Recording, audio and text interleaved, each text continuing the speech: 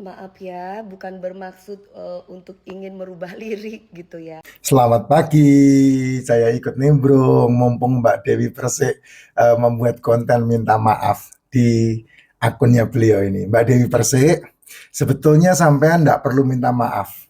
Sampean adalah entertain sejati, top banget. Bisa menguasai panggung, bisa menguasai atmosfer, bisa menguasai situasi, bisa menguasai semuanya. Nah, hanya netizen aja yang nggak paham. Dalam dunia entertain itu ada yang namanya bahasa Esperanto ya. Nah, nanti di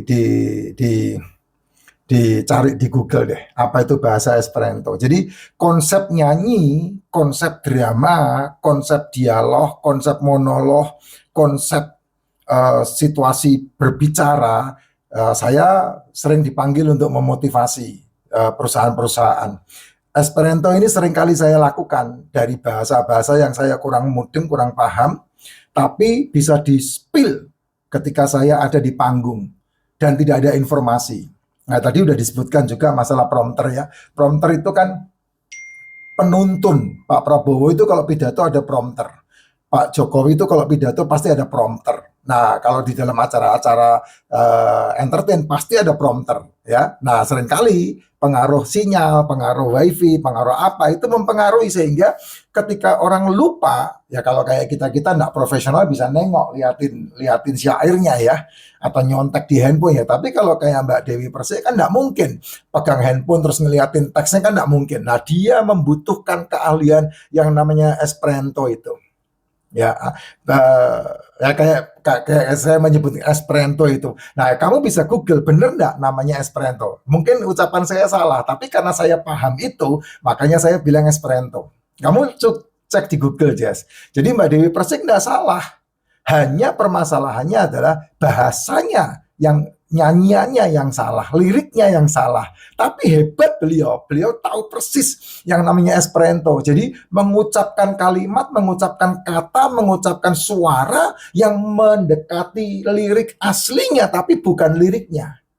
Sehingga dia tetap memecahkan ke apa itu ice breakingnya tetap dapat di situ. Nah, itu topnya entertain. Nggak semua penyanyi bisa begitu, Jess. Bener, nggak semua penyanyi bisa begitu. Kamu kalau ada di panggung seperti beliau, pasti kamu langsung diem. Nah, penonton pasti bete. Tapi Mbak Dewi Persik bisa mengendalikan situasinya dan kemudian teknik Esperanto-nya itu walaupun mungkin beliau nggak tahu Esperanto itu apa ya, tapi apa yang dilakukan sama dia, dulu pernah ada lagunya Mendel-Mendel itu. Ya dikritik habis-habisan, nggak apa-apa Mbak Dewi, itu bagus. Karena memang orang-orang seperti kita yang tahu persis itu yang harus dilakukan, yaitu apa teknik Esperanto itu, yaitu bahasa Esperanto. Bahasa yang orang lain mungkin ngeledek kita, tapi itu kita ucapkan mirip dengan aslinya. Jadi tidak ada problem, tidak ada masalah.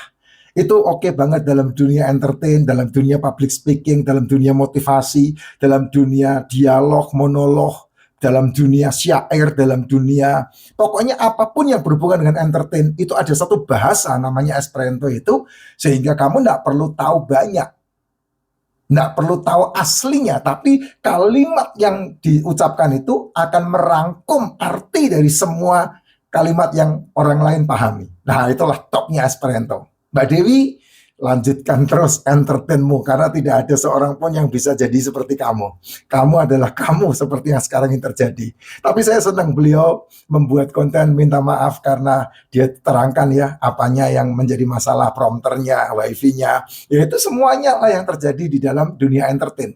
Sehingga entertain itu betul-betul gladi resiknya dipentingkan banget. Nah kalau udah kayak begitu tapi dia enggak grogi, acara enggak berhenti, wah itu top banget. Itu Esperantonya walaupun dibilang apa pica-pica itu mama Papua apa Mace Papua garap tanah, enggak kayak gitu ya.